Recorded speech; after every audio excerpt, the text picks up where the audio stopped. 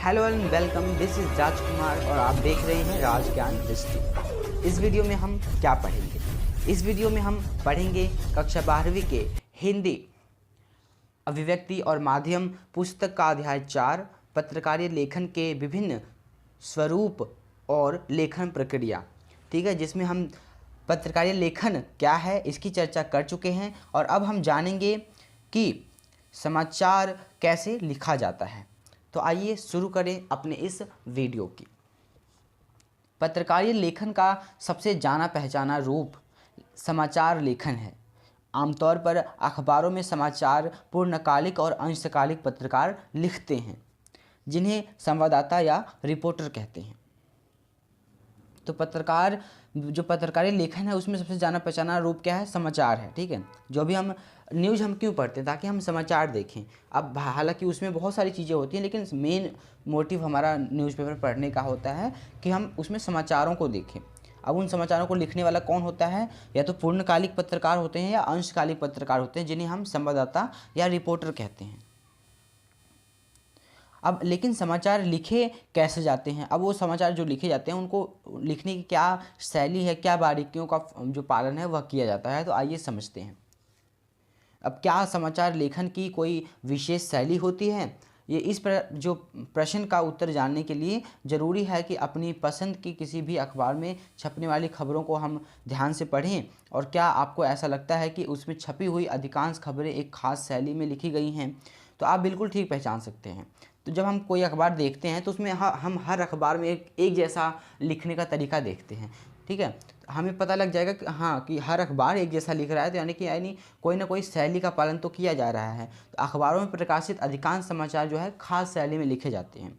अब इन समाचारों में किसी भी घटना, समस्या या विचार के सबसे महत्वपूर्ण तथ्य या सूचना या जानकारी को सबसे पहले पैराग्राफ में लिख दिया जाता है। ठीक है, उसके बाद क्या है? पैराग्राफ में उससे कम महत्वपूर्ण सूचना को और तथ्य और जानकारी दी जाती है। और यह प्रक्रिया तब तक जारी रहती है जब तक समाचार ख़त्म नहीं हो जाता है। ठीक है, और पिछले अध्याय में हमने समाचार लिखने की इस शैली के बारे में बताया है। जैसा कि आपको पता है कि इसे समाचार लेखन का उल्टा पिरामिड कहते हैं। अब समाचार जिस शैली में लिखा जाता है वह शैली क्या है? उल्टा पिरामिड की है। यानी कि जो मुख्य बात होगी, मुख्य घटना होगी, उसको हम सबसे पहले इंट्रो या मुखड़े में दिखा देंगे और उससे जुड़ी जो भी जानकारियां हैं और जो उससे कम महत्वपूर्ण घटनाएं हैं उसको हम बॉडी में, और इसी तरह से उसको लिखते लिखते तब तक लिखते रहेंगे जब तक घटना हमारी समाप्त ना हो जाए। तो इस तरह से समापन उस घटना का हो जाता है। तो इसे ही कहते हैं उल्टा पिरामिड शैली। यानी कि पिरामिड को उलट दिया गया हो, यानी जो सबसे खास है वह ऊपर हो गया और जो सबसे खास नहीं है वह समापन में आ गया। ठीक है, या उल्टा पिरामिड या इसे इन्वर्टेड पिरामिड स्टाइल भी कहते हैं। तो अब यह समाचार लेखन की सबसे क्या है? लोकप्रिय और उपयोगी और बुनियादी शैली हो गई है। अब यह शैली कहानी या कथा लेखन की शैली से ठीक उल्टी होती है। अब कहानी ऐसी नहीं लिखी जाती है। कहानी में जो क्लाइमैक्स है वो सबसे आखिर में आता है, या कथा में जो क्लाइमैक्स होता है वो सबसे आखिरी में आता है, बल्कि समाचार में जो क्लाइमैक्स है वो पहले आ जाता है। तो इसमें क्लाइमैक्स बिल्कुल आखिर में आता है, जैसे कहानी में। तो इसे उल्टा पिरामिड इसलिए कहा जाता है क्योंकि इसमें सबसे महत्वपूर्ण तथ्य या सूचना, यानी कि क्लाइमैक्स पिरामिड के सबसे निचले हिस्से में नहीं होकर बल्कि ऊपर होता है। तो समाचारों में जो क्लाइमैक्स है वो सबसे स्टार्टिंग में ही दे दिया जाता है, ताकि दर्शकों को ज़्यादा इंतज़ार ना करना पड़े कि क्या बताया जा रहा है। ठीक है, अब हालांकि इस शैली का जो प्रयोग है, अब जो उल्टा पिरामिड शैली है इसका इतिहास क्या है उसको जानेंगे हम। तो इस शैली का जो उपयोग है 19वीं सदी के मध्य से शुरू हुआ था। ठीक है, और लेकिन इसका जो विकास है अमेरिका में गृह युद्ध के दौरान हुआ। जब अमेरिका में गृह युद्ध चल रहा था 1862 से 64 के बीच में, तो उस समय क्या हुआ? तो उस समय जो गृह युद्ध में सूचनाएं देनी होती थी तो संवाददाताओं को अपनी खबरें टेलीग्राफ होता है उसके ज़रिए हमें भेजनी पड़ती थी सूचनाओं को। ठीक है, और यह सेवा बहुत महंगी होती थी और अनियमित और दुर्लभ होती थी। ठीक है, तो इसमें क्या है? तकनीकी कारणों से कभी कोई जो सेवा है ठप पड़ जाती थी। तो ऐसी सेवा महंगी होने के कारण क्या है? संवाददाताओं को घटना की मुख्य खबर जो है उसको पहले छाप के भेज देना पड़ता था, ना कि संक्षेप में। अगर लिखते हैं तो उनको अधिक पैसा खर्च करना पड़ता था, अधिक समय लगता था। इससे क्या हुआ? उन्होंने सिर्फ मुख्य घटना को पहले लिखना शुरू कर दिया। इससे क्या हुआ, उल्टा पिरामिड शैली का विकास हुआ और यह धीरे धीरे आगे बढ़ती चली गई और एक मानक स्टैंडर्ड इसने समाचार लिखने का प्राप्त कर लिया। तो यह इसका इतिहास है उल्टा पिरामिड शैली का। तो समाचार लेखन और 6 ककार क्या हैं इसके, ठीक है, आइए जानते हैं कि ककार मतलब कि समाचार लिखे, कोई समाचार बनता कैसे है, उसमें क्या बातें होती हैं जो उसे समाचार बनाती हैं। तो हम उसमें किसी भी समाचार में हम ये प्रश्न पूछ सकते हैं कि क्या, कौन, कहाँ, कब, क्यों और कैसे, है ना। इन घटनाओं को हम किसी भी समाचार में देख पाते हैं। तो यही होते हैं ककार। तो किसी समाचार को लिखते हुए मुख्य 6 सवालों का हमें जवाब मिलता है, ठीक है, और इनकी जवाब ढूंढने की कोशिश करनी चाहिए। क्या हुआ, किसके साथ हुआ, कहाँ हुआ, है ना, कब हुआ और कैसे हुआ, क्यों हुआ, इन बातों को हमें ढूंढना चाहिए किसी भी समाचार में।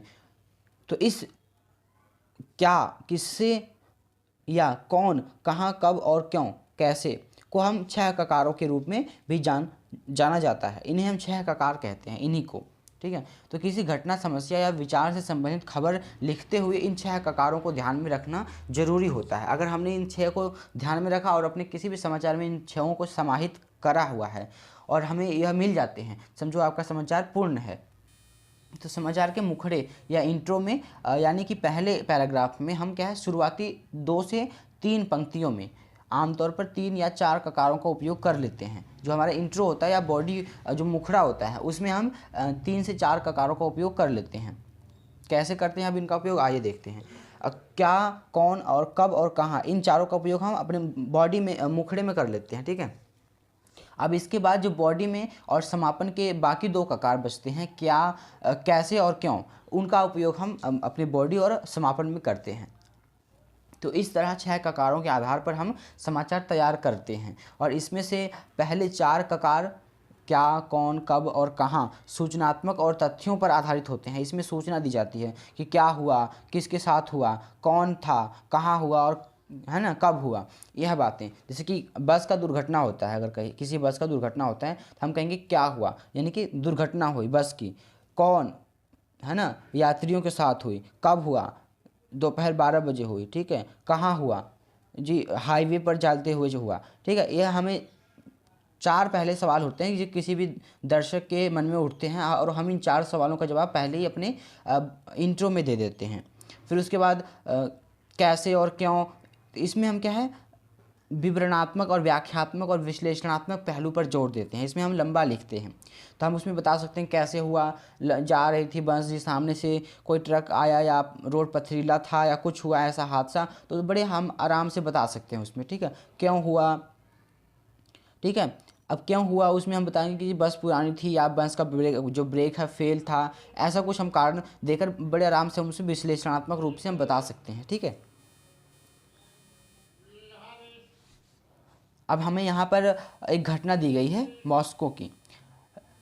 तो मॉस्को की घटना में हम क्या है, जहाँ पर छत गिरने से कुछ लोगों की मृत्यु होती है और कुछ घायल होते हैं, तो हम उसमें उस घटना में किस तरह से हम अपने 6 ककारों को देख पाते हैं। तो हम इसमें देखते हैं कि क्या, यानी क्या 4 मरे और 29 घायल हैं। कौन, आम नागरिक। कब, गुरुवार की शाम को। कहाँ, उत्तरी पश्चिमी मॉस्को का बायोमास की बाजार था वहाँ पर। अब कैसे, छत ढहने से आतंकवादी घटना नहीं, ठीक है। छत कैसे हुआ, तो छत ढहने से हुआ। क्यों हुआ, छत पर बारिश, क्या बर्फ़ जमा थी इसलिए हुआ। फिर बाद में हम स्रोतों को इस तरह से लिख देते हैं कि किस स्रोतों से हमें जानकारी मिल रही है। तो इस तरह से हम समाचार का इंट्रो और फिर समाचार की बॉडी और समापन तक जाते हैं, उस समाचार के अंत तक, ठीक है। तो उपरोक्त के पैराग्राफ की यानी कि मुखड़ों इंट्रो में 4 ककारों का कौन, क्या, कौन, कब और कहाँ के बराबर जो बाबत जानकारी दी गई है, जबकि उसके बाद 3 पैराग्राफ में 2 अन्य ककारों जो कैसे और क्यों के जरिए दुर्घटना के कारणों पर जो रोशनी डाली गई है। तो अधिकांश समाचार इसी शैली में लिखे जाते हैं, लेकिन कभी कभी अपने महत्व के कारण कैसे या क्यों भी समाचार के मुखड़े में आ सकता है। कभी कभी कोई घटना ऐसी होती है जहाँ पर हमें कैसे और क्यों, जो दो और ककार हैं उनको भी मुखड़े या इंट्रो में ही समाहित कर लेना पड़ता है, उनको भी बताना इंपॉर्टेंट हो जाता है, इसलिए हम उनको मुखड़े में कभी कभी बता देते हैं। तो ये एक और बात यह याद रखने की है कि समाचार में सूचना के स्रोत यानी कि जिससे जानकारी मिली है उसको भी अवश्य उद्धृत करना चाहिए। हम कहते हैं ना सूत्रों के हवाले से खबर, कभी हम पढ़ते हैं, तो कभी अगर किसी ने कोई बात कही है या किसी विभाग से कोई जानकारी निकली है तो इस विभाग से यह जानकारी आ रही है, डैश करके उस विभाग का नाम लिख दिया जाता है। तो जो भी हमें स्रोत मिल रहा है, जो भी हमें सूचना मिल रही है, उसका स्रोत क्या है, उस स्रोतों को लिखना भी बहुत ज़रूरी होता है। ठीक है, अब हम अपने अगली वीडियो में जानेंगे कि फीचर क्या होता है। तब तक के लिए लाइक और सब्सक्राइब करते रहें मेरे चैनल को, और धन्यवाद। मिलेंगे अपने अगले वीडियो में।